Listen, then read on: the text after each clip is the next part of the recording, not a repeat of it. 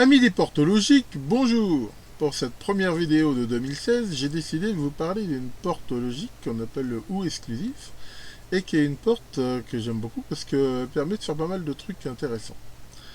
Alors c'est quoi OU exclusif? Dans l'algèbre de Boole, la logique et tout ça, généralement il y a deux grandes formes, un conjonctif, disjonctif qui correspondent à et OU.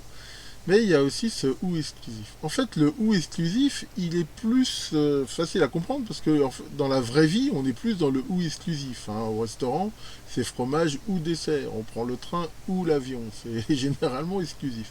Mais dans la logique électronique, souvent le OU, on le voit ici, la table de vérité du OU, c'est qu'il suffit qu'une des entrées soit 1 pour que la sortie soit 1. On considère souvent 0 faux, 1 vrai.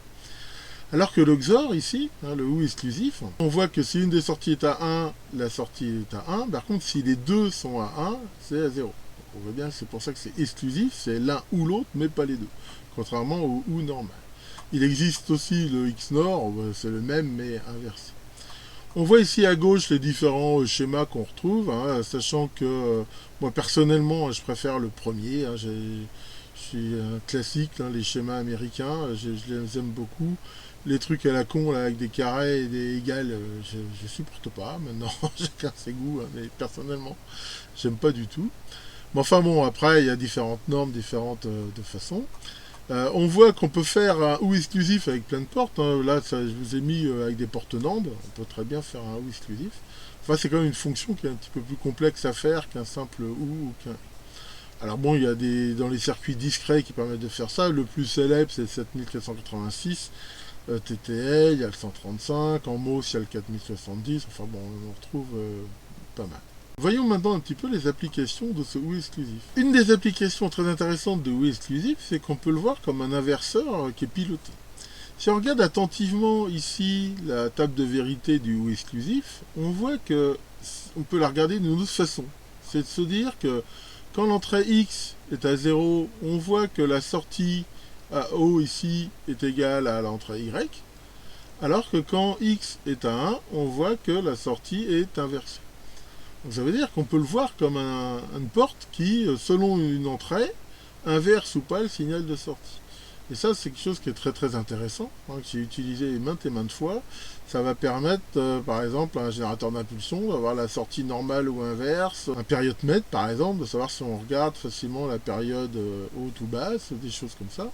Ici, je vous ai mis un exemple du temps où, enfin même maintenant, où on pourrait faire de la vidéo avec un signal purement logique. Typiquement, on retrouvait ce genre de circuit à la sortie, ce qui permettait d'avoir une vidéo normale ou inversée. C'est-à-dire qu'ici, quand c'est 0, le signal est normal, c'est-à-dire qu'on verrait par exemple les lettres en blanc sur fond noir, et en mettant ici un 1, ça inverserait, et on verrait les lettres en noir sur fond blanc. Donc voilà, ça c'est quelque chose qui est une particularité très intéressante. Alors il y en a une autre qui est aussi très très utilisée, c'est la notion de comparateur. Regardons maintenant la XNOR, et on voit que la table de vérité, on peut la lire comme un comparateur. On voit que quand les deux entrées sont identiques, la sortie est à 1, c'est-à-dire 0, 0 ou 1. Par contre, elle est 0 quand c'est différent. Et ça, c'est une autre fonction très intéressante de OU exclusif, c'est de marcher en comparateur.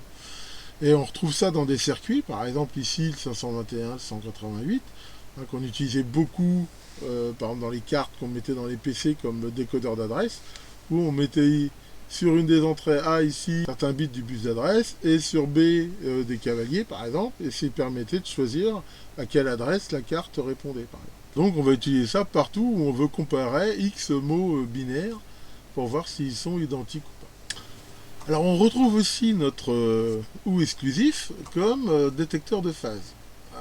Je vous ai mis ici le schéma interne d'un circuit qui est très très connu, qui s'appelle le CD4046, qui est ce qu'on appelle une PLL, phase locked loop ou boucle à verrouillage de phase en français. Ces boucles à verrouillage de phase, je ferai peut-être un jour des vidéos dessus, c'est quelque chose qui est énormément utilisé en électronique. C'est grâce à ça qu'aussi on a des radios de qualité, des télés, des tout ce qu'on veut. Et dans ce circuit, il y a deux types de comparateurs de phase, qui sont les éléments essentiels d'une PLL, et on voit qu'un de ces deux comparateurs, c'est un bit OU exclusif.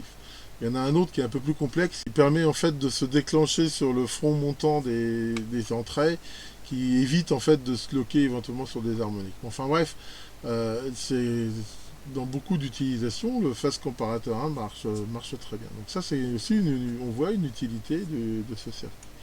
Mais il y en a plein d'autres. Bon, je ne vais pas toutes les citer parce qu'il y en aurait pour un moment. Mais c'est une autre qu'on voit ici qui est très intéressante, c'est de marcher en détecteur de front.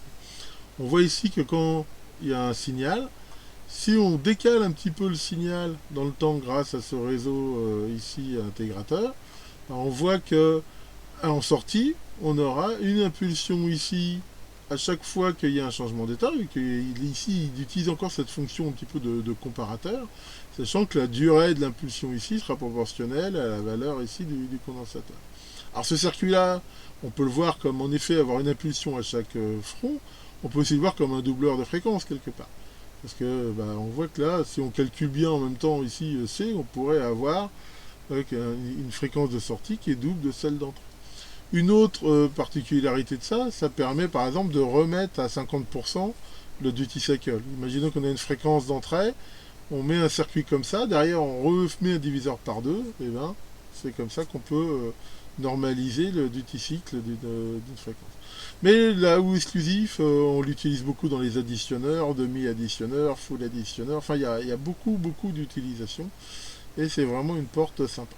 Voilà pour cette petite vidéo, donc maintenant il ne me reste plus qu'un choix crucial, ou je sors m'amuser avec des filles, ou je reste dans mon labo, et comme ma femme est là, je crois que je vais mettre le fer à souder à chauffer.